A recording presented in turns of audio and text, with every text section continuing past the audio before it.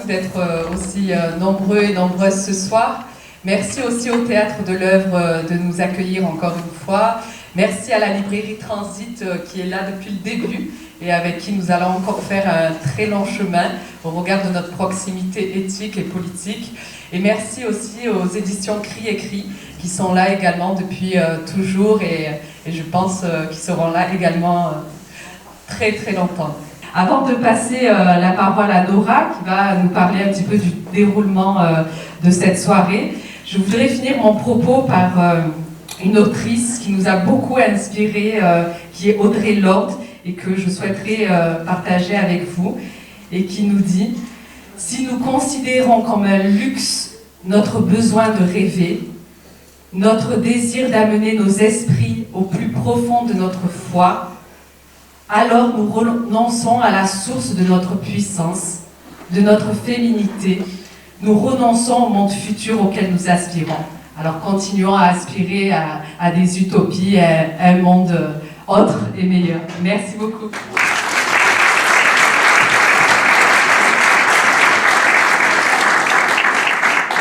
Bonsoir à tous, donc moi je vais vous présenter un petit peu la soirée. Alors on tenait absolument à incarner en fait les textes que vous allez découvrir dans ce merveilleux livre qui sera bien évidemment en vente à la sortie du théâtre.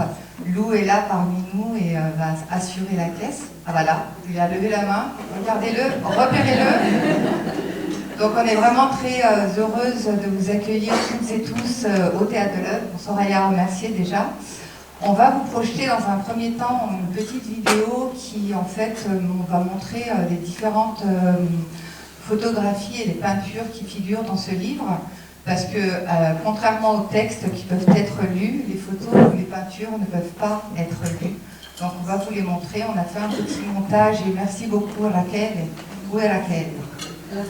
Voilà, qui nous a aidé à faire ce petit diaporama en musique.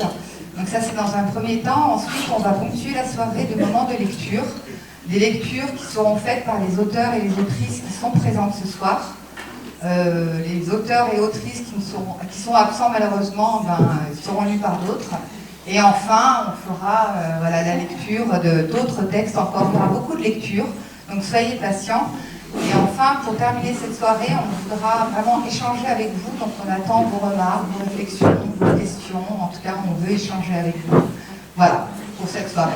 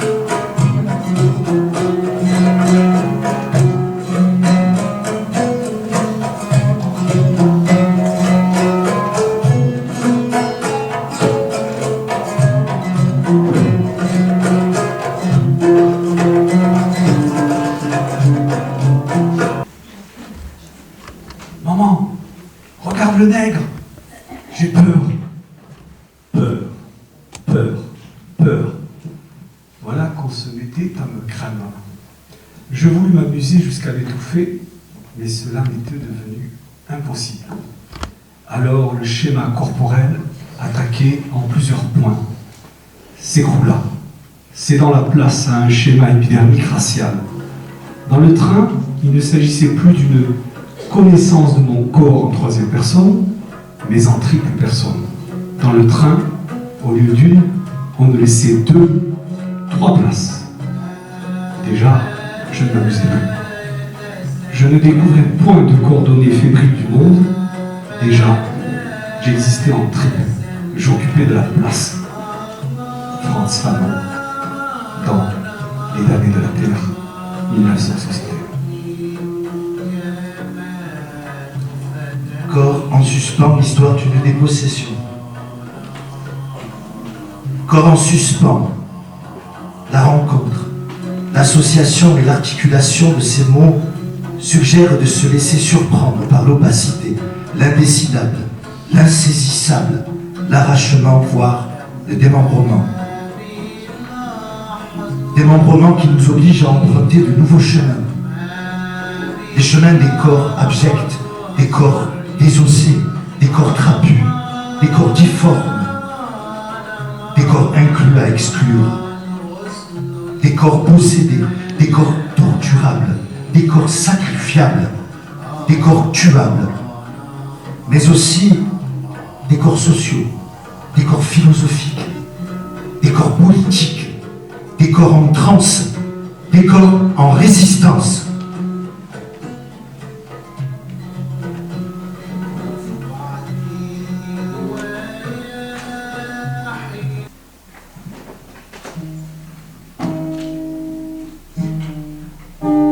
Le corps colonisé. Le corps de l'être colonisé n'est pas tout à fait le colonisé. Corps dominé, corps fragmenté. Les corps colonisés ne forment qu'un seul corps. Un corps colonial divisé, lié d'une invisible docilité. Désir du colon et corps colonisé se confondent. Corps asphyxié. Corps vidé de sa substance est le corps de l'être colonisé. Le corps et le cœur du colonisé continuent d'avancer. Corps désarticulé. Se penche, ramasse à terre, se rigidifie, se lève, cœur glacé, tête baissée. Rage se sédimente dans le corps colonisé.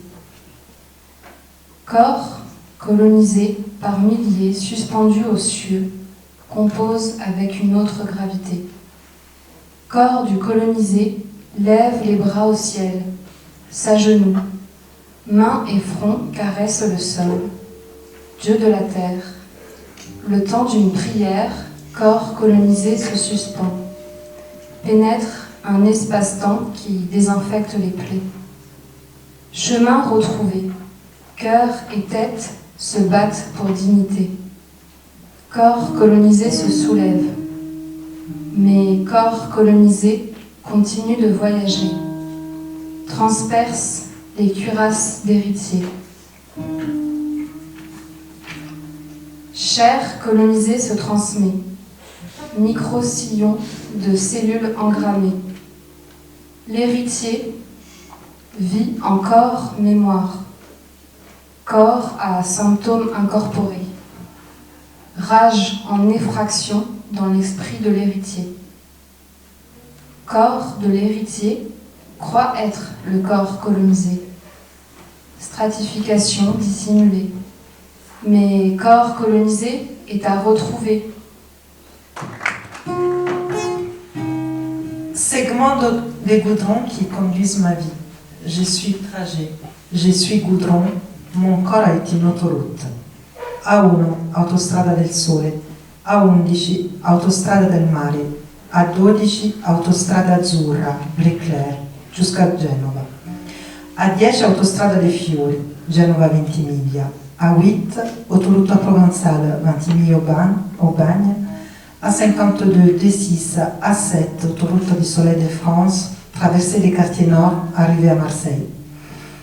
Funambule, j'avance sur ces fils des goudrons, fils des fuites.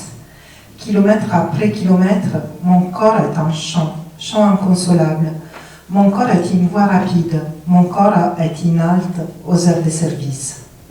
Mon corps est suspendu sur une autoroute, sur plusieurs autoroutes qui se suivent les unes après les autres, comme dans un jeu de construction, avec plusieurs déménagements et changements de ville étant enfant et puis dans mon parcours d'adulte vers la France, j'essaie de faire corps autour de ma vie. Suspension autour des 3 points fixes, Naples, Florence, Marseille. Histoire d'une dépossession, d'un enracinement impossible, possible seulement dans ces va-et-vient, dans ces franchissements de frontières. J'ai vécu avec la migration de mes parents de Naples à Florence. J'ai grandi avec ces sentiments de ne pas être à ma place, de me sentir toujours d'ailleurs. De quel ailleurs? Méridien Napoli crie à la sortie du collège. Ça m'était adressé. Couteau inattendu. Méridien Naples. Au collège, j'ai vécu ce racisme antiméridional qui ne se jouait pas seulement dans le nord d'Italie. On ne dit pas, on dit. la correction linguistique. Oui, j'ai eu peur d'être contrôlée en Italie, en France, dans la rue, dans les trains et d'être envoyée. Même un petit rendez-vous de rien du tout dans un service administratif me faisait flipper alors que j'avais fait le plus dur. Mon corps se tétanisait. Je connais bien la géographie, je l'ai apprise en direct. J'étais obligée. J'ai appris avec d'autres migrants aussi comment il fallait circuler et où aller. J'ai eu un parcours tellement difficile, c'est comme ça.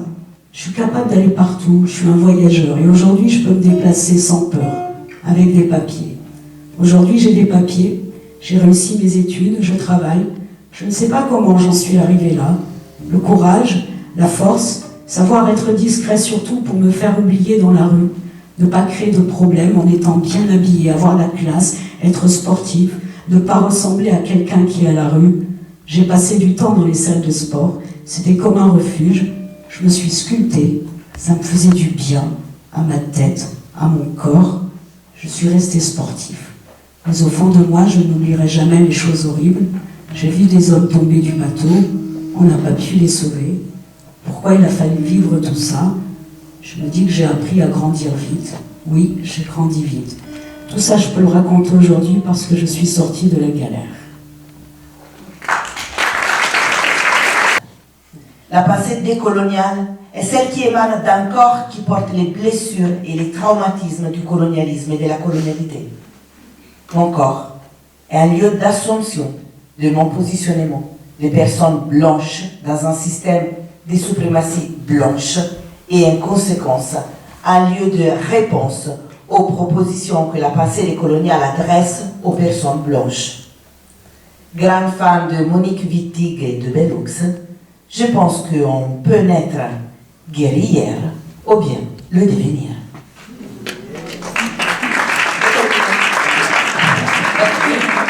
Encore un suspense, c'est un corps qui est suspendu, un corps précaire. C'est aussi un corps qui attend. Il attend qu'on lui donne sa légitimité à exister. Un corps à qui le système dominant a appris à ne jamais se sentir à sa place, qu'il est out of place en permanence. C'est le corps qui s'auto-identifie comme imposteur. Le corps militant est toujours un corps en suspens, car il est un corps visible, qui s'affirme, qui s'assume, un corps qui combat en permanence, un corps qui met le pouvoir en place face à sa propre violence. Mais un corps en suspens possède aussi un potentiel, être suspendu, n'est pas attaché au sol, libre de voler, de se confondre avec le vent. Un corps difficile à attraper, qui change de forme. C'est le corps de la résistance. Le 18 octobre 1980, Lahawari Ben Mohamed est tué à la Cité des Flamands lors d'une bavure policière.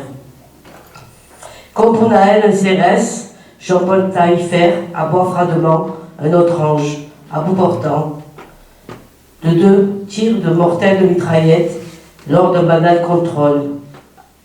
Juste avant la tragédie, le policier dit aux 4 passagers de la voiture: « Attention les jeunes, je ne sais pas si c'est le froid, mais ce soir j'ai la gâchette facile. » Quelques mois plus tard, le 21 février 1981, Zahir est tué à la Bussurine par un tonton flingueur. Pourquoi autant de violence contre les corps des jeunes arabes? Un stéréotype culturel à dimension raciale utilisé dans le monde médical, consistant pour les professionnels soignants à considérer que les personnes nord-africaines, noires ou d'autres minorités vivant autour de la Méditerranée exagèrent leurs symptômes et leurs douleurs.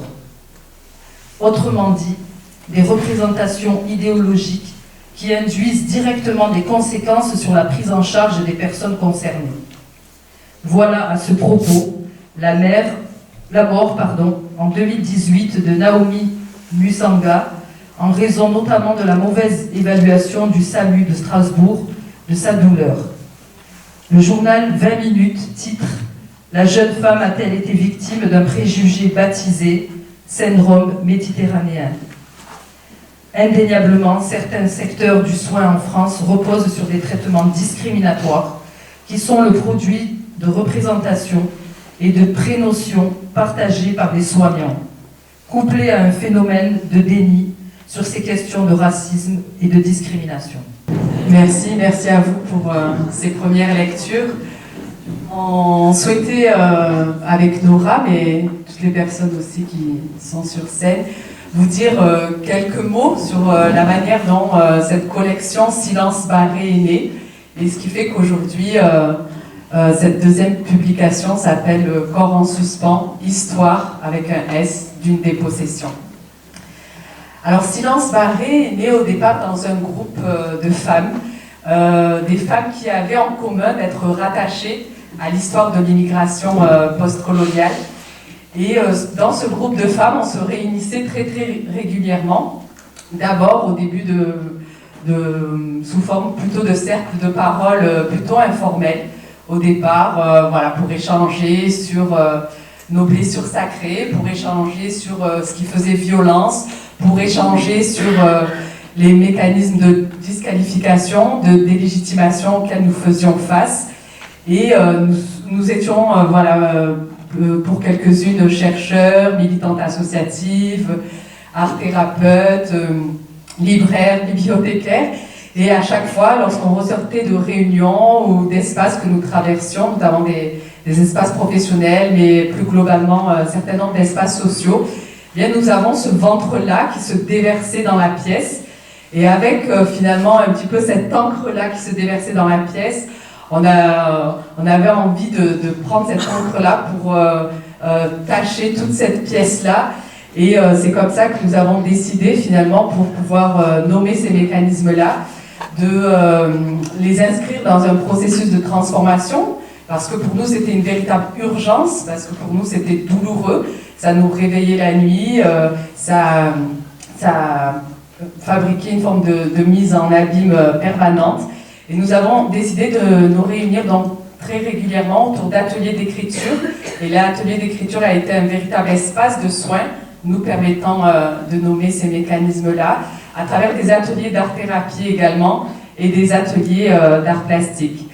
Et assez rapidement, alors que nous étions en 2020, c'était aussi en plein confinement, donc dans une période assez trouble, Nora, qui faisait partie de ce groupe, nous a incité à garder trace de ce qui se disait, de ce qui s'écrivait, de la manière dont il était possible de créer ces espaces collectifs d'émancipation. Et donc, nous avons décidé effectivement de nous rapprocher d'un certain nombre de personnes qui sont autour de nous, avec lesquelles nous avons une véritable proximité éthique et politique. Et donc, nous avons été chercher ces chercheurs, ces militants, toutes les personnes qu'il y a autour de nous pour comprendre dans un premier temps une première question, une première grande question autour de nos Algéries intimes l'année dernière, puisque nous étions aux 60 ans de la libération. Et Silence barré, c'est aussi une adresse, une élévation aussi que nous faisons à nos parents, parce que vous savez très bien que très souvent nos parents, nos grands-parents ont été associés à soi-disant ces figures ou ces personnages-là qui baissaient la tête dans la rue, qui rasaient les murs, alors que nous savons, et l'histoire nous le démontre en permanence, qu'au contraire, nos parents étaient des résistants. Donc c'est d'abord à leur adresse que nous avons décidé de réaliser nos Algéries intimes. Ensuite, nos Algéries intimes et ce silence barré, c'était donc aussi s'opposer à cette narration et à cette réécriture de l'histoire. Et vous vous souvenez, l'année dernière, monsieur Macron avait demandé à Benjamin Stora, à nouveau, de faire un grand rapport sur, soi-disant, comment penser les questions d'histoire et de mémoire. Sauf qu'effectivement, nous nous sommes rendus compte assez rapidement que ce rapport découlait d'un certain nombre d'observations, mais que les chercheurs algériens, eux, n'avaient pas du tout été associés à cette réflexion. Et c'était aussi contre cette narration-là de l'histoire que nous voulions aussi nous opposer à travers Silence barré et cette appropriation de l'histoire. Et enfin, Silence barré, c'est aussi parce que dans ce groupe de femmes auquel nous participions, la question de la voix était permanente. Les femmes avec lesquelles nous partagions ces ateliers évoquaient aussi cette question de la voix qui, lorsque nous faisons face à ces situations douloureuses de disqualification, de délégitimation, eh bien très souvent nous disaient que leur voix était enrayée, ou parfois certaines nous disaient qu'elles perdaient totalement la voix quand elles devaient prendre place dans une réunion ou dans un espace quelconque, que la voix disparaissait. Donc c'était important pour nous effectivement de nous intéresser aussi à cette voix et à la manière dont elle pouvait disparaître au regard de cette violence. Et enfin, Silence barré, c'est aussi pour nous un véritable combat contre la hiérarchisation des savoirs, puisque dans cette collection, vous y trouverez aussi bien des textes de militants que des textes d'amis qu'il y a autour de nous, que des textes de chercheurs, que des textes de poètes, que des œuvres artistiques. Bref, on milite aussi pour une véritable incarnation de ces savoirs, mais également pour réhabiliter aussi nos subjectivités, également par l'écriture, et non pas seulement l'écriture scientifique, parfois soi-disant universelle, mais très souvent vernie de colonialité. Donc l'idée aussi, c'était de critiquer un certain nombre de savoirs scientifiques aussi à partir de cette collection. Alors je vais dire tout de même quelques mots avant de laisser la parole à Nora sur ces corps en suspens et cette histoire des possessions. Donc comme vous vous en doutez, toujours dans ce groupe de femmes, la question des corps était fondamentale. Et on se posait finalement la question de qu'est-ce qui fait, moi par exemple, j'ai très souvent mal au cervical. Donc qu'est-ce que ces corps finalement viennent garder comme trace aussi d'une histoire qui est non dit, d'une histoire qui parfois a été silenciée, de cette histoire coloniale de nos parents. Et très souvent, dans le ventre aussi, ce que nous ressentons, en arabe on dit nar, ce feu aussi que nous ressentons, qu'est-ce qui vient nous dire aussi de cette histoire et de la brutalisation de cette histoire encore aujourd'hui dans nos corps. La question des corps également, mais vous l'avez déjà entendu dans les textes, nous avons écrit un certain nombre de ces textes alors que nous perdions un de nos enfants, un de nos frères à nouveau, ce 27 juin 2023. Et c'est donc aussi ces corps qui sont soumis, destinés au tombeau, parfois même avant leur naissance. Et c'était une manière pour nous aussi de rendre hommage à ces corps. Ces corps, ce sont aussi ceux de nos parents, porteurs de maladies que Zora appelle même les maladies algériennes. Donc on voulait aussi interroger la question de la maladie à travers ces corps, et notamment les corps de nos parents, mais les nôtres aussi, puisque ce sont aussi ces corps de militants. Et très souvent, comme les camarades aussi sont ici ce soir, très souvent quand nous sortons de certaines assemblées de militants, où oui, nous prenons beaucoup de plaisir et nous nous sentons pleinement vivants dans la lutte, mais parfois, quand nous sortons de ces assemblées, on se regarde, et c'est vrai, avec Zora et avec d'autres, on dit mais c'est pas possible, mais pourquoi on y revient? On est tous fracassés là-bas dedans, on se crie dessus, on s'insulte, on rit beaucoup, on s'aime beaucoup aussi, mais c'est vrai qu'on se posait la question de la manière dont la lutte aussi abîme nos corps. Qu'est-ce que sont nos corps aussi dans la lutte? Et c'était aussi un message d'amour que nous voulions leur livrer, aussi bien à Zora qu'à Karima, qu'à Badra et d'autres. C'était aussi une manière de leur dire que nous voulons préserver et prendre soin aussi de ces corps et poser cette question de nos corps dans la lutte. Pour nous, c'est également un vrai message d'amour. Et puis ces corps, nous dit Fanon, c'est aussi des corps qui ont été construits à travers la pathologisation. Et on l'a vu ici, notamment à travers le texte que nous a livré Malik Bourriche. Mais c'est aussi ces corps qui ont été fabriqués comme étant des corps sains et des corps malsains, des corps propres et des corps sales, nous dit Daoud Herbal, des corps sales en fait qui seraient sales et pouilleux déjà depuis la naissance. Ce serait effectivement dans nos gènes, un contexte colonial et post- et décolonial. Et ce sont aussi finalement ces corps indignes d'être défendus, nous dit Elsa Dorlin, ces corps fabriqués comme étant des corps torturables, des corps tuables. Ces corps, ce sont aussi ceux dont nous parle l'historienne Malika Rahal lorsqu'elle traite de ces corps en contexte colonial et au lendemain de la libération en Algérie. Elle parlera, elle, de la manière dont ces corps, ce 5 juillet 62 et même au lendemain, se réapproprient cet espace, se réapproprient ces rues d'Alger, d'Oran et de toutes ces grandes villes. Parce que, nous le savons, la colonisation est d'abord un long processus d'expropriation de ces corps. Et elle parlera, Malika Rahal, de la symbolique d'une fusion d'un corps collectif. Donc c'était aussi une manière pour nous, en interrogeant cette histoire des corps en suspens, la manière aussi dont il était possible de faire corps collectif et comment nous redonner de la force en nourrissant effectivement ce corps collectif. Donc voilà un petit peu l'idée de ce corps en suspens, d'une histoire en dépossession. Nora, je te...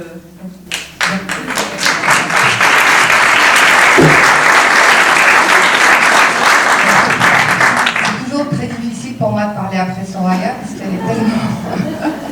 Mais je vais le faire. D'abord, j'espère que vous n'avez pas froid, parce que moi je suis frigorifiée. Au Théâtre de l'Œuvre, ils ne mettent pas de chauffage. C'est un petit message à la régie ou ailleurs. Enfin bon. Donc effectivement, comme l'a dit Soraya, ces mois passés ont été quand même très difficiles parce qu'on travaillait sur ce livre qui nous tenait vraiment à cœur, à savoir Corps en suspens, alors qu'on venait d'enterrer Naël, et puis Mohamed, et puis les autres, et puis depuis 2 mois maintenant, c'est la Palestine, ces corps ensevelis et tous ces morts.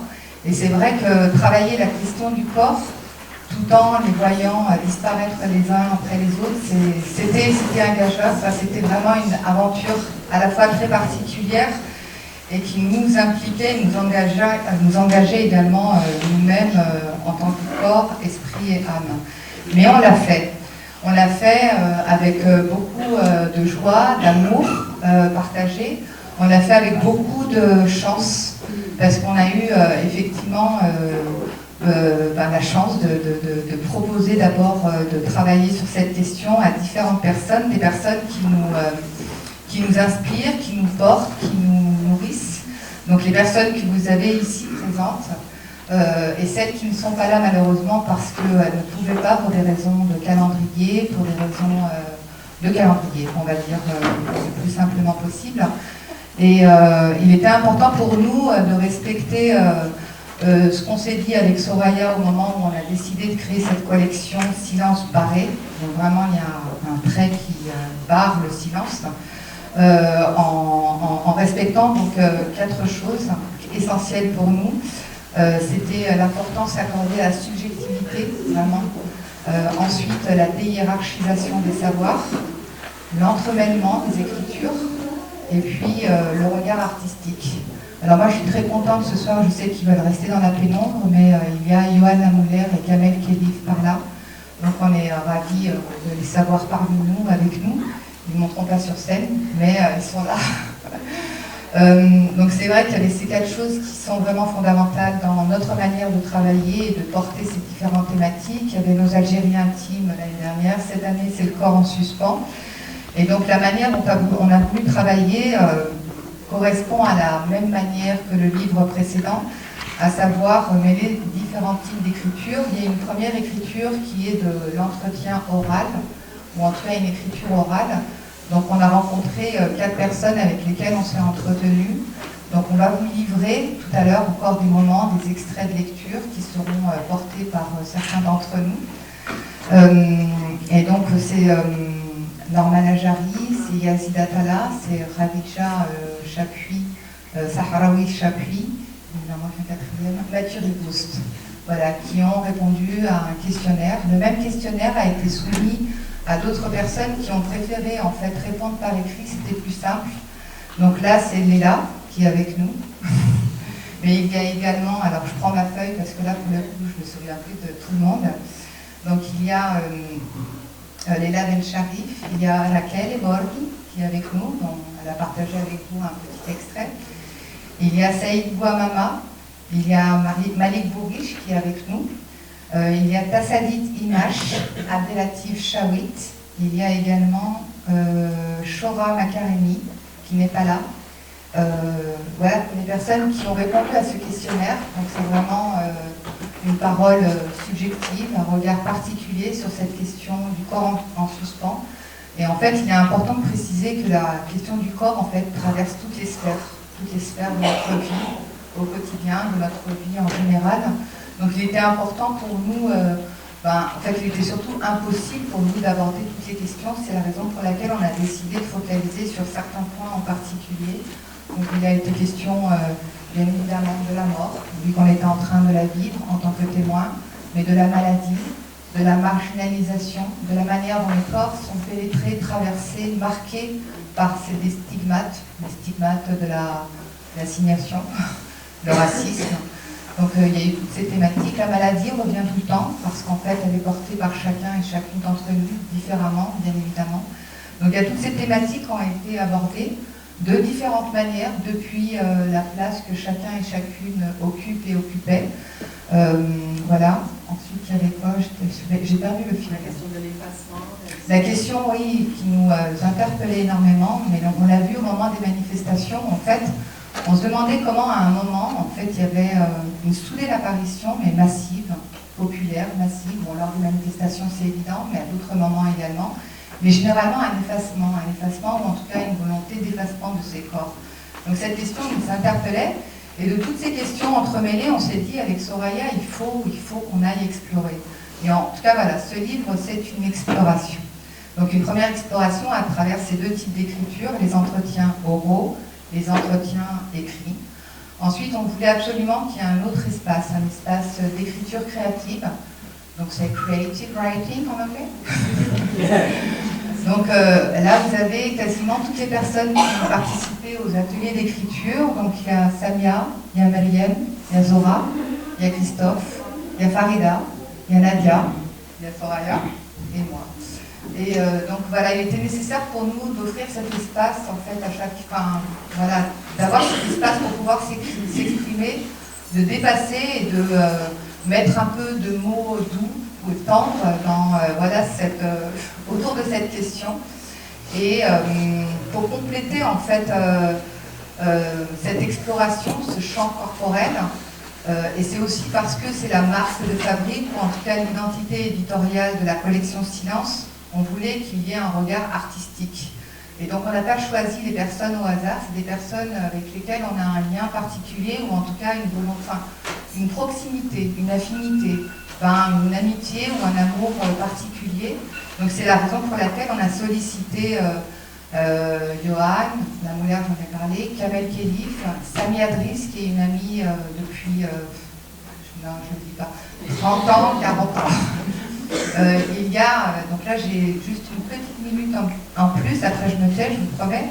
On a invité Taïsir Batniji. Alors Taïsir Batniji, alors je suis désolée, en fait on n'a pas pensé à enlever la table au moment de la projection du diaporama, donc je pense que vous avez été coincés par la table. Donc Taïsir Batniji est un photographe, artiste palestinien de Gaza. Il nous a offert ces photos pour qu'elles figurent et qu'elles soient publiées dans le livre.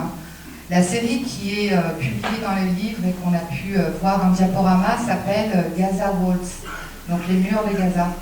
Et Taïsir, depuis au moins une trentaine d'années, travaille sur la problématique de l'effacement du corps, l'effacement de l'identité et l'effacement en fait de la Palestine.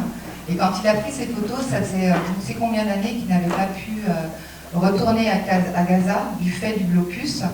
Et en fait, là, il n'y a pas très longtemps, il y a 2 ou 3 semaines, je crois, Alain, tu dois peut-être savoir exactement, en fait, il y a une bombe qui a explosé sur l'immeuble où vivait une grande partie de sa famille. Et en fait, Taïsir aurait dû venir, mais c'est clair et évident que voilà, il y a d'autres problématiques. Et ce que je voulais dire par rapport à ces murs, cette série Gaza Walls, c'est en fait, ces murs n'existent plus, en fait. C'est les murs de son quartier, c'est les murs où étaient affichés des visages de militants, en fait, qui s'effaçaient du fait du temps qui passe. Mais là, il n'y a plus de mur, en fait. Donc voilà, le corps en suspens parle de ça, parle de ses morts, parle de ses maladies, parle de ses stigmates, parle aussi de la résistance. Et là, c'est intéressant, c'est un texte de Khadija qui n'est pas là ce soir, mais un extrait va être lu. Elle dit en fait que généralement, en fait, les corps en fait, sont souvent présentés ou représentés dans les médias, les corps des racisés, on va dire, à travers soit une espèce de langueur ou de oisiveté, mais jamais montré à travers des corps qui luttent, qui sont en résistance. Et je trouve que c'est très juste. Enfin voilà, donc Corps en suspens, c'est un très très beau livre qui mêle ces 4 types d'écriture, les entretiens oraux, écrits, les ateliers d'écriture, la poésie, et puis les œuvres, les productions artistiques. Juste une petite précision par rapport aux productions artistiques. En fait, il y a tous les artistes en fait nous ont offert ces productions. On les remercie vraiment 1000 fois. C'est un très beau cadeau, de la même manière que les textes qui ont été produits lors des ateliers ou des entretiens. Donc, je vous invite vivement à acheter le livre. Alors, pourquoi acheter le livre? Quand même, il faut que je le précise. Hein. C'est tout simplement parce qu'on prépare le suivant. Donc, en fait, c'est la vente de l'actuel qui... Voilà. Voilà.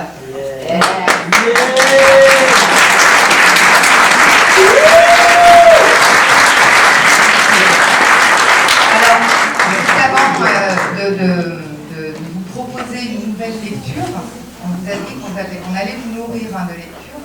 Je ne sais pas si l'un d'entre vous a envie de dire quelques mots.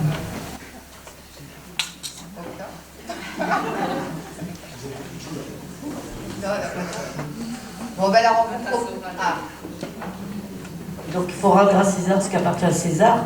Quand on a parlé de la maladie, c'est pas moi qui parle de la maladie. C'était Malik. Et puisque dans notre livre, il parlait aussi, donc,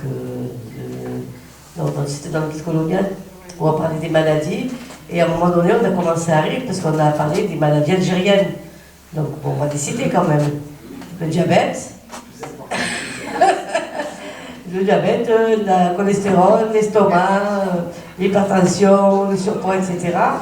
Et à ce moment-là, donc on discutait avec Malik et je disais, mais il faudrait que tu écrives cette histoire de la maladie, des maladies liées à la colonisation. Et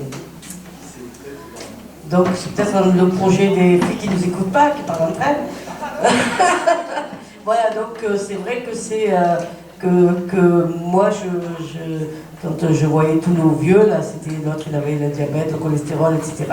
Et c'est vrai que il faudrait que Malik essaie pas de tout cacher derrière Nora Soraya. Je pense qu'il y a quand même un travail à faire à ce sujet-là. Et c'est vrai que, donc comme il y a 40 ans, parce qu'on est dans les 40 ans de la marche, donc il y a 40 ans de ça, donc c'était 83, mais en 82, il y a eu Sabra Chatila, pour ceux qui s'en souviennent, et donc pour nous, le Sabra Chatila, c'était l'horreur, et on s'est dit, jamais les Israéliens oseraient faire pire que ça, et c'est vrai que là, on a écrit avec la mort de Naël, Mohamed, etc., et que ce qui se passe aujourd'hui en Palestine, on en parlait tout à l'heure avec les étudiants d'école des Beaux-Arts, et on s'est dit comment un peuple qui lui-même a subi un génocide peut être génocidaire. Et c'est vrai que moi je suis un peu atterrée de ce qui se passe. Voilà, je ne vais pas plomber la soirée.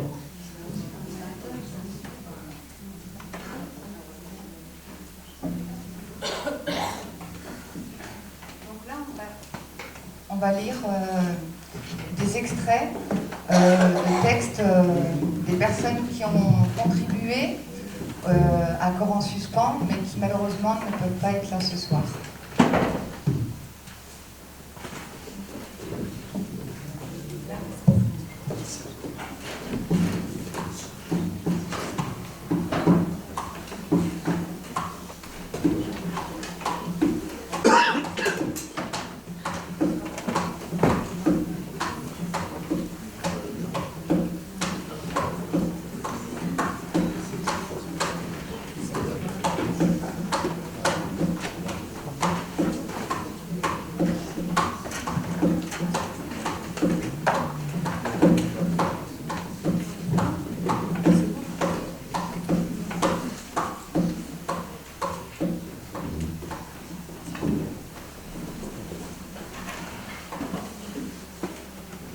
Norman Ajari, l'esclave, le monstre et l'imaginaire colonial du corps. La prise des terres que je viens de décrire fait toujours partie du processus du colonialisme. Mais ce qu'on oublie souvent, c'est là que je voulais aller, c'est que cette prise de terre suppose nécessairement, auparavant, la prise des corps. C'est quelque chose que la réflexion sur le colonialisme, et notamment celle des colonialistes eux-mêmes, a très souvent cherché à effacer.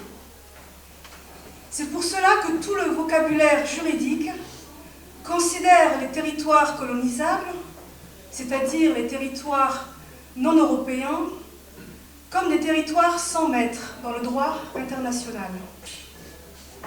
C'est-à-dire que dans l'imaginaire colonial et colonisateur, le territoire offert à la colonisation est toujours un territoire vide.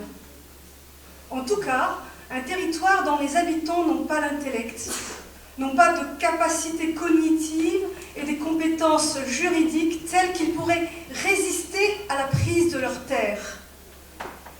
Donc, avant de s'approprier le territoire, il faut imaginairement considérer que les corps qui sont présents sur le territoire qu'on veut coloniser ne sont pas des humains, n'ont aucune capacité à résister à cette prise, ou, dans le cas où ils auraient développé une certaine civilisation reconnaissable par le colon, il faut alors argumenter en leur disant qu'ils ne font rien d'intéressant des territoires qu'ils ont. Seuls les Blancs seront réputés capables de mettre ces territoires en valeur.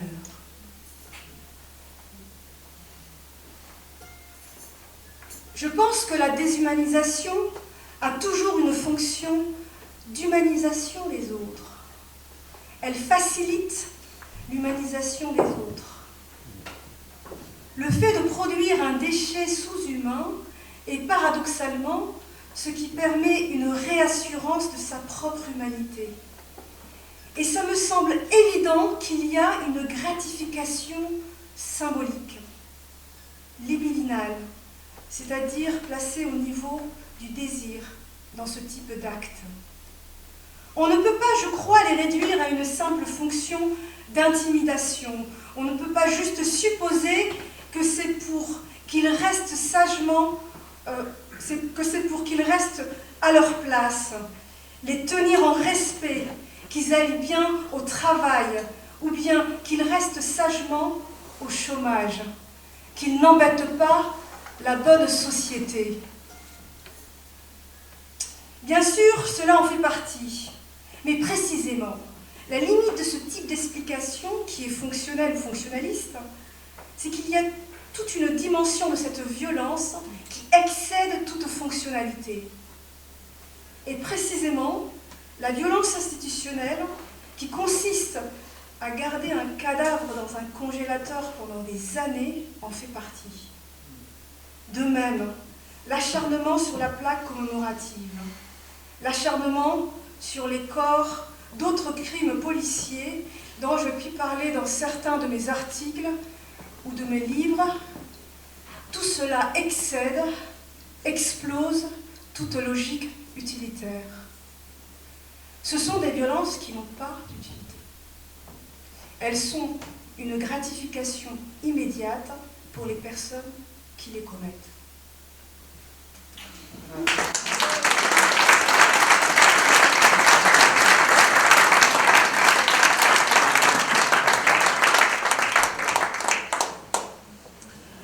Je suis Khadija Sahraoui Chapuis, j'ai 45 ans. Je suis née à Marseille et je suis d'origine algérienne de mes deux parents. Je suis la dernière, on est 6 enfants. Par ailleurs, je dirige une association qui fait de la santé dans les quartiers populaires à Frévalon, dans le 13e arrondissement de Marseille. J'ai commencé en 2002. Avant cela, je travaillais dans la lutte contre le sida, mais pareil, en direction de la population migrante. Et je suis docteur en sociologie. J'ai soutenu une thèse en 2019 sur le parcours des jeunes impliqués dans les réseaux de revente et leurs familles, parce que cela me semblait important de comprendre un phénomène qui, a priori, est incompréhensible de l'extérieur. Mon corps, comme celui des autres, est façonné, taillé par la frustration et la colère, je pense. Ça se ressent parce que je suis nouée de partout. C'est le premier point chez moi, je pense, chez pas mal de personnes qui sont engagées. Cette colère est chaude, pour le moment. Nous, on est traversés par la colère chaude. La colère brûle, et je pense que mon corps est brûlé. Il est brûlé à certains endroits, parce que tiraillé. Et c'est ce qui me permet d'avancer et d'être vivant, pas au sens médical du terme, mais presque philosophique. L'engagement, la réflexion sur soi, la richesse culturelle permet de vivre avec ces colères chaudes. Si on n'a pas réglé le problème de la colère chaude, d'ailleurs régler n'est pas le bon verbe, car je pense qu'il y a des colères saines et légitimes. L'engagement permet de faire corps afin de se débrouiller avec tout ça. Les corps racisés que je vois dans l'espace public, ce sont des corps en lutte permanente, en lutte contre eux-mêmes et en lutte contre tout, en résistance, en mode on est là. Mais en lutte contre eux-mêmes parce que rincés par la fatigue, rincés par les coups, rincés par les humiliations. Et cela concerne toutes les catégories, toutes les tranches d'âge, femmes, hommes. Mais je perçois aussi pas mal de tristesse, pas mal de défaitisme, pas mal de fatalisme. Je les vois assommés parfois, assommés selon le moment de leur vie ou de leur survie, par le poids de leurs problèmes.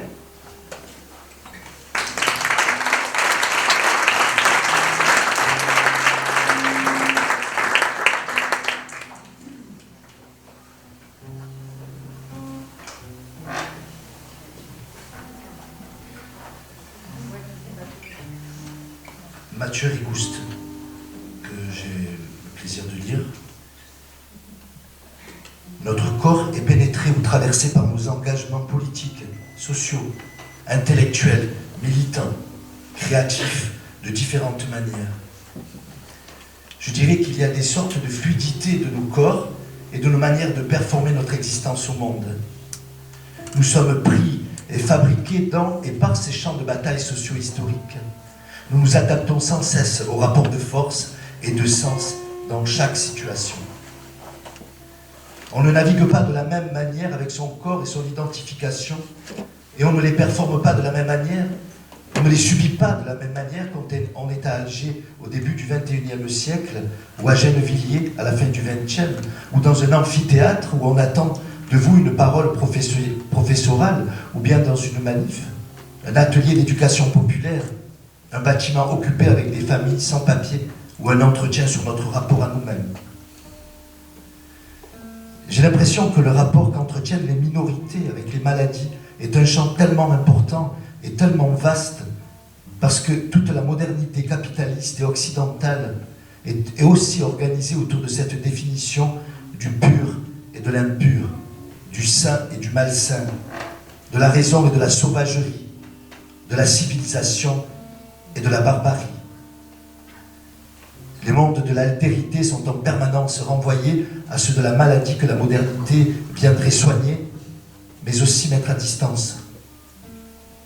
Par exemple, l'ordre colonial en Algérie s'est organisé à travers la lutte contre le paludisme et a mis en place une architecture coloniale de toute la société qui était basée sur le fait d'abord d'expérimenter les vaccins sur les colonisés, les mettre à distance, puis créer des espaces sociaux séparés entre corps sains et corps malsains, ou des corps susceptibles d'être malades et de contaminer les autres. Donc des corps sacrifiables et sacrifiés, et des sacrés insacrifiables. À la suite de cela, toutes les doctrines de contre-insurrection qui sont au cœur de mon travail sont structurées par des imaginaires liés à la maladie, où la subversion est considérée comme un virus.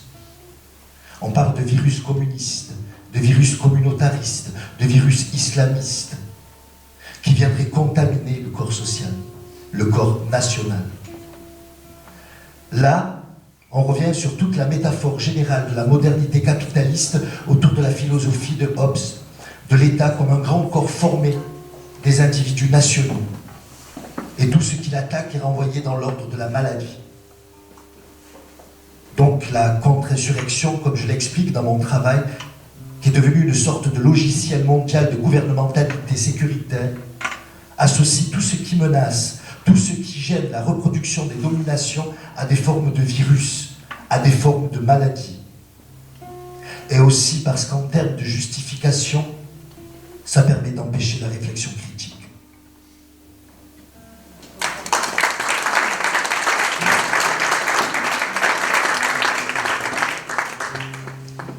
Texte de Saïd Bouamama, sociologue. Le dos et les mains. Mais les stigmates sur le corps et le psychisme ne renvoient pas uniquement à la sphère du travail. De surcroît, ces femmes et hommes, hier et aujourd'hui, sont soumis à l'écoute contrainte et quotidienne d'un discours dévalorisant, humiliant sur eux-mêmes, sur leur passé, leur foi ou leur culture. Du racisme colonial de la décennie 50 à l'arabophobie des décennies 60 à 80, à l'islamophobie depuis, une continuité évidente se révèle.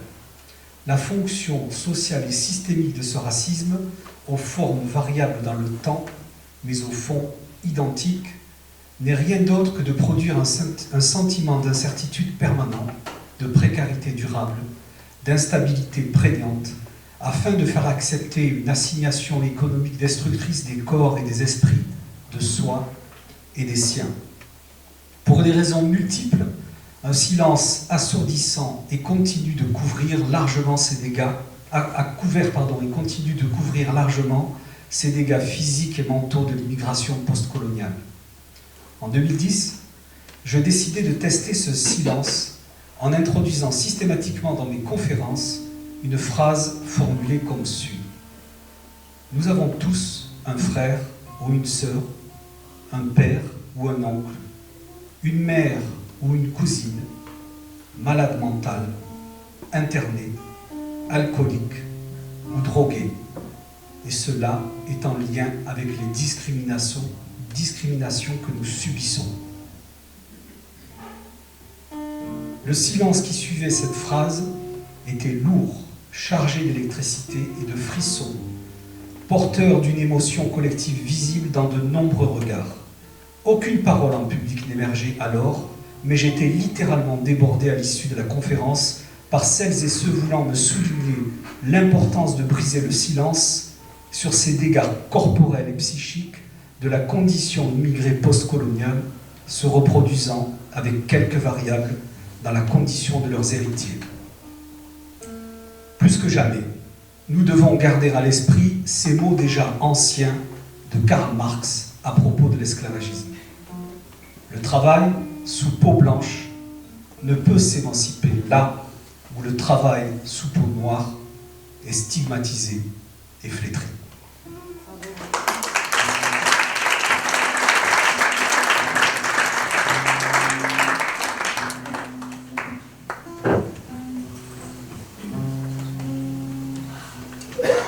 Texte de Latif. Pour ce qui me concerne, je suis né au Maroc, à la veille de la fin de sa colonisation. Son protectorat, dit-on encore, par la France. Les empreintes que j'en garde se révéleront plus tard, évidemment, et de manière bien plus complexe que ce que l'on peut en dire hâtivement. Ici, il faut rappeler d'abord que le mot « suspens » veut dire aussi bien interruption, cessation, qu'hésitation et incertitude, ou encore en attente ou en souffrance, ou encore accroché ou tenu à une certaine distance par un fil ou par un support. Toutes ces nuances, je les sens dans mon corps. Entre plusieurs langues, il ne réagit pas, ni phonétiquement, ni grammaticalement, de la même façon quand il parle tel ou tel. Plusieurs cultures, forgées dans toutes, amazigh, arabes et francophones. Plusieurs histoires, elles l'ont toutes tatouée de leurs traces. Et, bien sûr, plusieurs représentations, auxquelles il est renvoyé selon les reflets, dont les uns ou des autres font miroir, normal ou conforme pour les uns, trop basané pour les autres, ou encore original dans ses traits et apparences.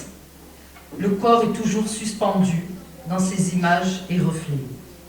Le corps est également l'espace d'habiter et d'assumer sa propre subjectivité. C'est un médiateur entre le dedans et le dehors. Sauf dysfonctionnement qui peut affecter le sentiment aussi bien de l'un que de l'autre.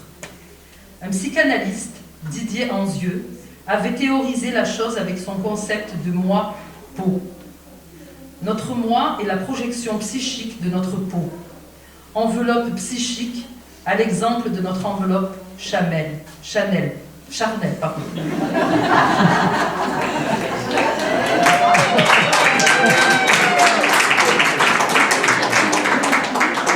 Je la refais. Enveloppe psychique à l'exemple de notre enveloppe charnelle. Inversement, notre peau nous fait sentir les vécus de notre moi.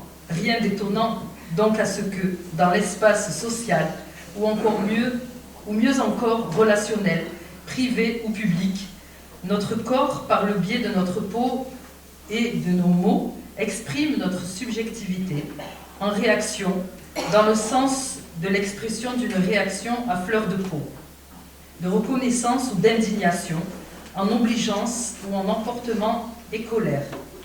Le corps est le point de croisement de l'affectif, du social, de l'historique, du politique.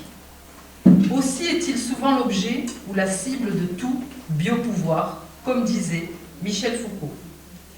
Il peut encore et supporter silencieusement les effets de ces paramètres, comme il peut exploser en les conditions et conjonctures de leur déséquilibre.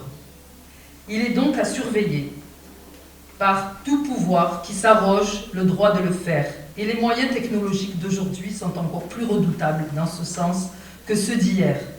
Et aussi à punir le seul moyen pour toute dictature de porter atteinte à la liberté intérieure qu'elle ne peut abolir. En cela, le corps, paradoxalement, constitue un dehors pour le pouvoir qui n'en connaît pas. C'est un cercle fermé sur lui-même, une menace qui peut échapper à tout moment à sa surveillance. Les dites révoltes, contestations, hirak, soulèvements ou exil en sont les signes du corps à corps qui se rappelle à lui-même de manière raisonnée, marche, manifestation ou traversée des déserts et des vagues, ou éruptive, émeute, intifada. Le corps déclare dans l'espace social et intersocial ses manières de réagir à toute menace d'effondrement et aussi son désir de s'émanciper d'un joug quelconque, affectif ou effectif, intérieur ou extérieur.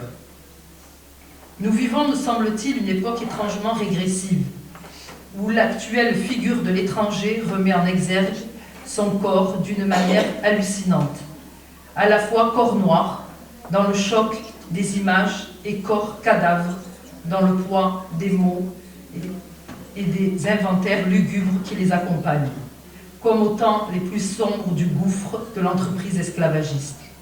C'est une manière de dessiner un portrait en crise, mot consacré désormais, de l'exil et de l'exilé.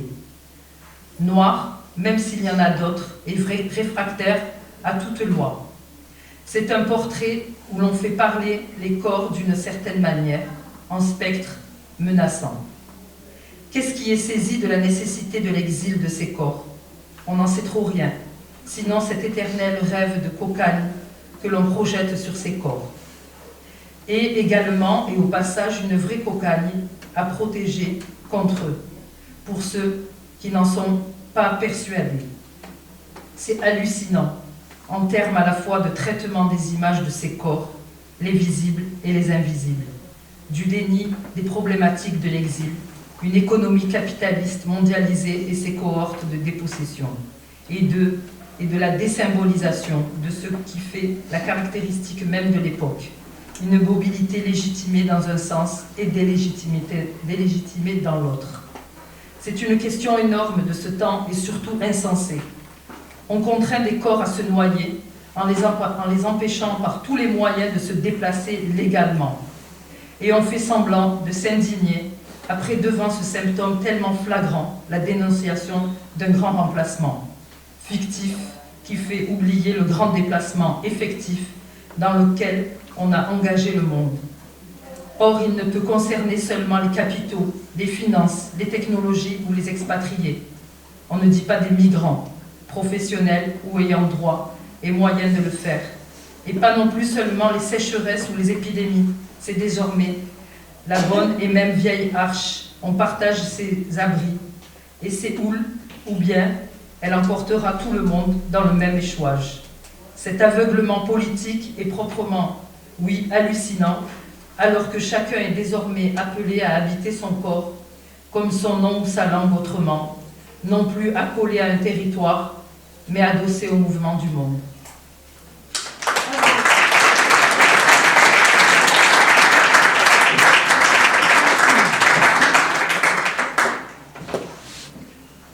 Texte par Tassadit Image. Il en faut du temps pour s'extraire de tant d'enveloppement de soi, de déformation, de distorsion. Il en reste des tiraillements de peau. Surtout ne pas devenir le monde. Voir que l'on a été tout ce temps-là sur un front, loin de la posture du boxeur, métaphore exagérée, abusive, plutôt entre la vrille et la concentration, occupé à déminer les charges, à repousser les flèches, à détourner les plus vulnérables des scuds des politiques médiatiques qui n'ont pas les mots ou le micro pour se défendre, pour répondre.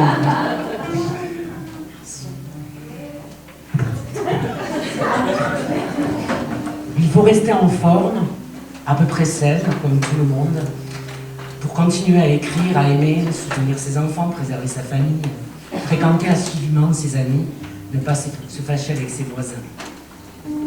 Garder surtout de l'appétit pour la vie, des yeux curieux des autres, ne pas gratter certaines cicatrices invisibilisées, souvenir de luttes qui parfois se raniment. Écrire à rime et désarime vous oblige à chercher encore, à fouiller, s'oppose à tous les arrêts, les fuites, la tentation du repli, le recours à l'enfermement, pour peu que l'on soit lu et que le dialogue commence enfin. Mon corps véritable est dans mon écriture, dans ses ajustements, ses insistances, ses esquives, ses refus d'obtempérer. Mon apparence ne révèle pas, de prime abord, d'origine extra-européenne. Mes cheveux seuls me trahissent, une composante étrangère. C'est ce que je crois, c'est ce que je veux. Au sortir de l'adolescence, je me plaisais à révéler au coiffeur que mon cheveu ultra sec et rétif questionne, qu'il est africain. Sans réussir à entamer vraiment de certitude, la certitude de ses professionnels, il reste toujours incrédule ou indifférent, il ne voit que la peau et les yeux clairs. Mon nom, on y ajoute souvent un H ou un SH germanique, et mon prénom est parfois propulsé du côté de l'Anatolie.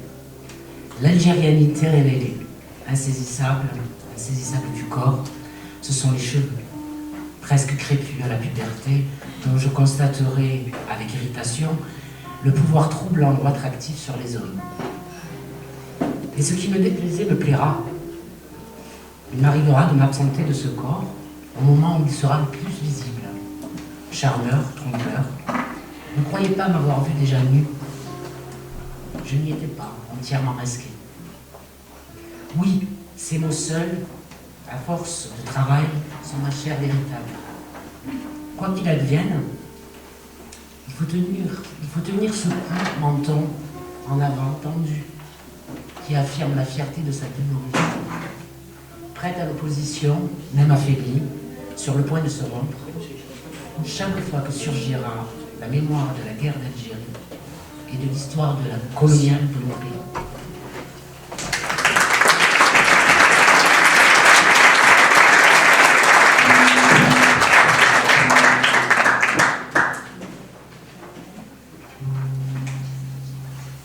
Est-ce que vous êtes encore vaillant pour encore un peu de... Non, mais en fait, vous pouvez danser. C'est vrai qu'il fait très froid. Donc là, on vous propose une toute dernière série de textes, là, qui sont lus par leurs auteurs et autrices elles-mêmes.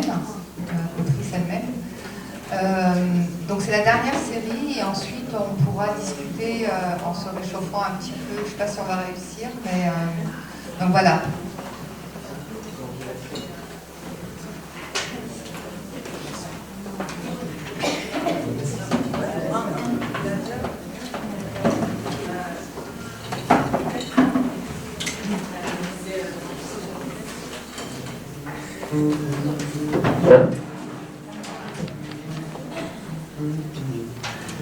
Le corps ne suffit pas.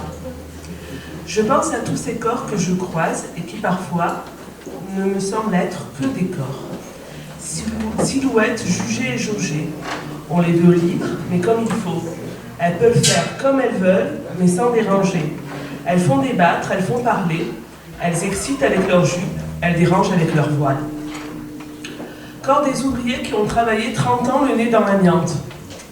Corps qui se sont levés trop tôt pour prendre le petit déjeuner avec leurs enfants. Corps uniforme dans des bleus de travail. Corps debout, de tôt le matin jusqu'à tard le soir. Corps des Chibani qui attendent leur pension de retraite dans des foyers Sonia-Cotra.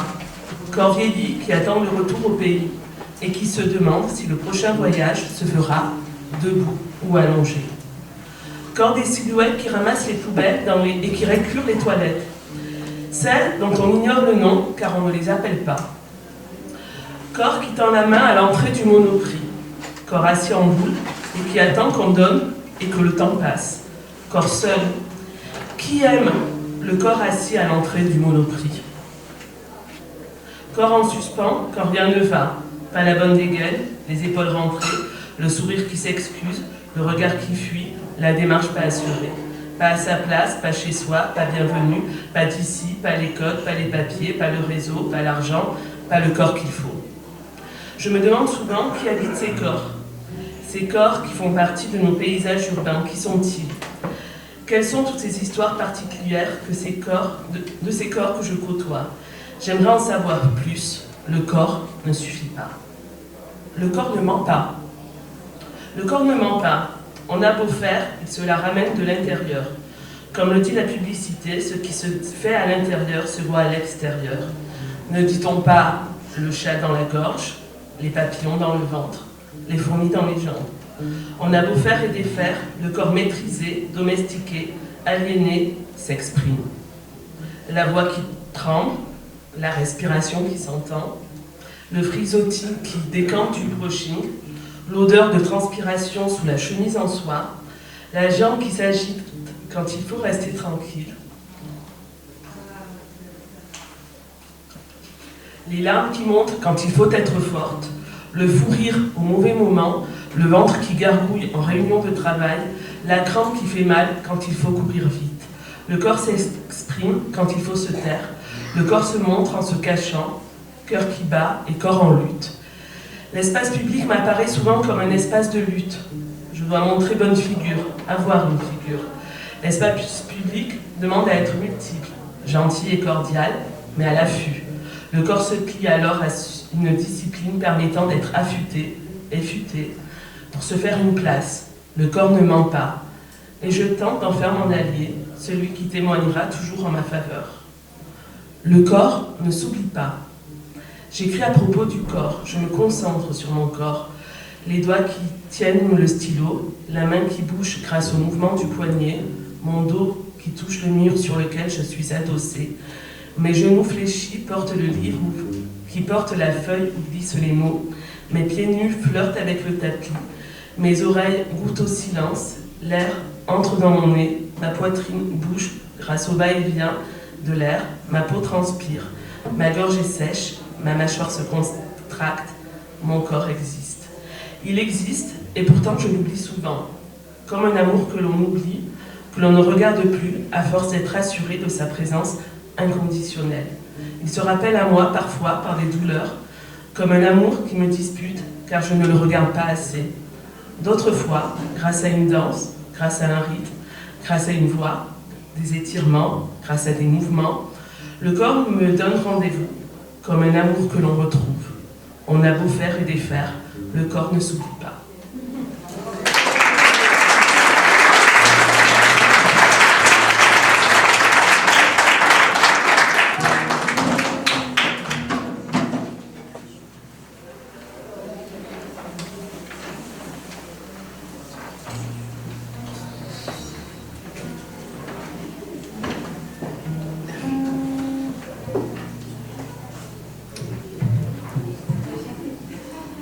vers un désir de réincarnation.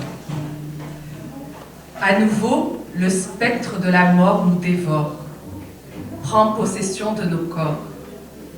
Chaque jour, il est là, tout près, guette chacun de nos pas, et ce 27 juin 2023 frappe à nouveau. Tout autour, les commentateurs de tous bords s'excitent à rechercher dans nos corps les traces d'une appartenance satanique qui viendrait dénaturer une république minée, affaiblie, menacée. Nos foi à dépecer sont servis sur la grande table politico-médiatique où vous fraternisez pour en extraire l'amer poison. Viennent se rajouter nos globes oculaires dilués, à triturer, broyer, déchiqueter, noyer, jusqu'à les blanchir scrupuleusement. Restent nos sexes à mesurer, toiser, sentir, souiller, pendus à vos perches. Assise au creux de mon lit, je ressens le désir d'aiguiser vos langues et voir votre sang se déverser dans la pièce, servant d'encre pour continuer à écrire. Le désir de souffler sur les braises pour que le feu embrase chacune de vos tirades, le désir de nous lever, d'hurler et d'arracher chacune des dents qui viennent d'égorger ces propos incolores, obscènes, médiocres. Le désir de faire pousser des ronces au milieu de chaque scène préfigurée, défigurée. Leur foisonnement viendra nourrir les trajets de nos vies à partir des vestiges de vos chaos. Des cendres, de la poussière, de la mort s'accompagne l'urgence de justice, de vérité, mais aussi la renaissance et la réincarnation. Vous cultivez par vos insuffisances notre amour de la chair et la saveur de nos sueurs sapides. Nous voulons dire ici à tous les Naël combien nous les chérirons, nous les allaiterons, nous les bercerons au creux de nos âmes malmenées. À nos enfants, nous continuerons d'apprendre la beauté de la vie et la saveur des agrumes des arbres arrachés par des siècles d'esclavage et de colonisation. Aux étirements de leur être, ils continueront d'enseigner l'héritage de la résistance et de la dignité. Nous sommes femmes, racisées, faisons ici la promesse d'honorer nos vérités, pièce après pièce, en construisant des abris durables, barbares et indestructibles. Cette terre nous appartient et sur chacun de ses fruits coulera notre suc piquant et généreux.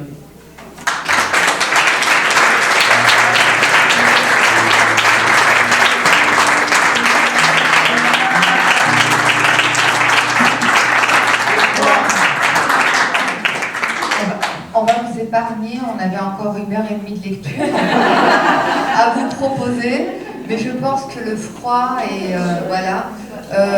Donc si on peut éclairer le peuple, s'il vous plaît. Voilà.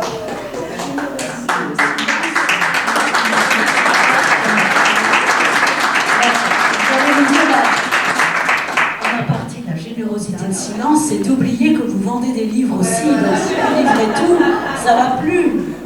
C'est vrai qu'on avait envie vraiment de vous donner envie, de susciter en vous voilà, d'éveiller cette curiosité, quoi, cette envie de vous ruer vers la sortie et d'aller acheter, non pas 1, 2, mais 5 exemplaires. Alors, on avait vraiment envie de partager avec vous des extraits des différents textes qui ont été publiés, réunis et rassemblés dans Corps en suspens, histoire d'une dépossession. Et c'est la raison pour laquelle on a proposé des temps de lecture. Et c'est vrai, mais vraiment pour de vrai, qu'il y en avait au moins pour encore une demi-heure, pas 1h30. Et c'est pas possible. On n'a pas envie de... Voilà. Donc on vous propose, là, si vous avez encore du courage et si vous avez encore du sang qui coule dans vos veines, voilà, de discuter, voilà, de poser des questions, de réagir. Il y a de la musique. Alors il est là, donner à Xavier, ouais.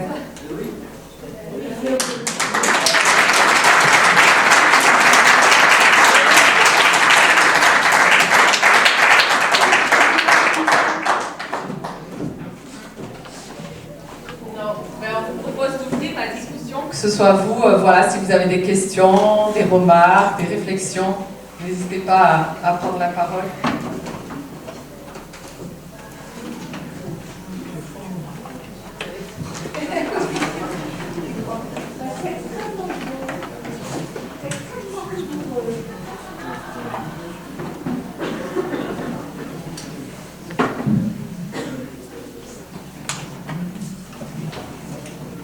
C'est simple parce qu'après tout ce que vous avez travaillé, c'est un peu dur, mais je fais pour vous remercier et vous renvoyer quelque chose. D'abord, c'est extrêmement rigoureux, c'est très beau et c'est d'une qualité fort intéressante. Et j'espère que ce sera une grande diffusion pour vous et un niveau large, même politique. Mais ce que je veux vous dire, c'est que ça m'a percuté, en fait. Ça m'a permis de comprendre quelque chose auquel je n'avais pas vraiment accès. Qu'est-ce que ça peut être de subir quelque chose, de subir le racisme?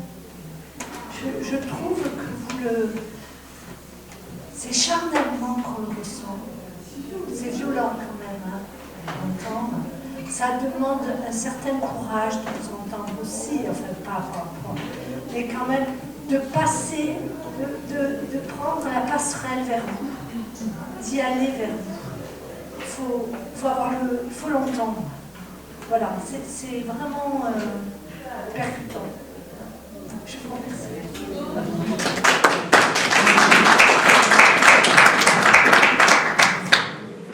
Bon, moi je vais continuer dans ce même registre pour vous dire merci parce que il fait très très très très froid. Mon corps est congelé, mais vous avez abordé tout un tas de choses de façon, je trouve, à la fois intime et aussi du côté politique, du côté collectif. Alors c'est extrêmement intéressant, oui, c'est percutant, c'est très beau, et voilà, malgré le froid, j'aurais aimé que ça continue parce que je trouve qu'on se laisse attraper progressivement par les mots et par tout ce par quoi ce corps est traversé, ces corps sont traversés. Et vous avez balayé vraiment tout un tas d'affects que, voilà, je crois qu'on peut tous retrouver ou tous vivre, mais de façon extrêmement différente, dans des intensités complètement différentes. Voilà, donc merci les amis, merci mon mari.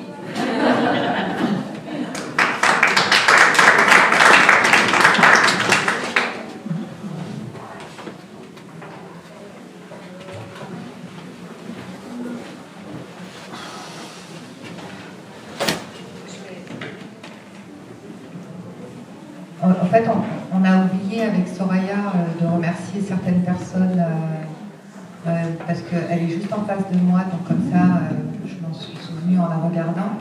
Donc on a eu la chance d'être aidés, soutenus par des amis, en fait, hein, bien sûr. Mais il y a Magali Lissan qui nous a aidés parce qu'elle a lu, corrigé, nous a donné des conseils, a fait des remarques qui parfois étaient très pertinentes et nous a permis d'avancer plus avant dans le texte.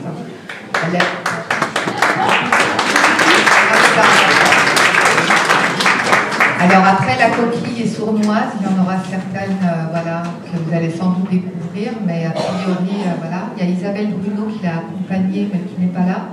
Et on doit remercier, alors Esther n'est pas là, mais on a la chance de collaborer avec Esther Foléas, qui est une très grande graphiste, artiste graphiste, qui a réalisé la maquette du premier Nos Algéries intimes et Corps en suspens également.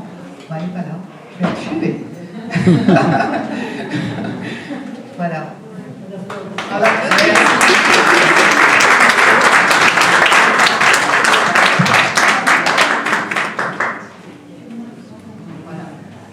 vous pouvez vous ruer vers la sortie.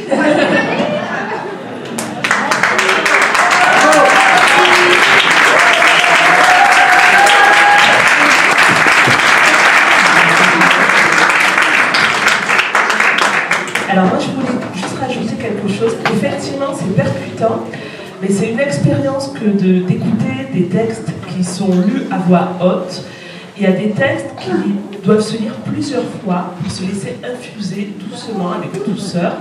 Et pour ça, il faut le livre.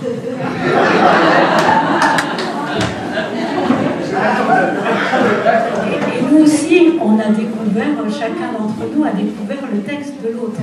Et donc, c'était on a vécu la même surprise. Et du coup, on va se ruer vers le livre.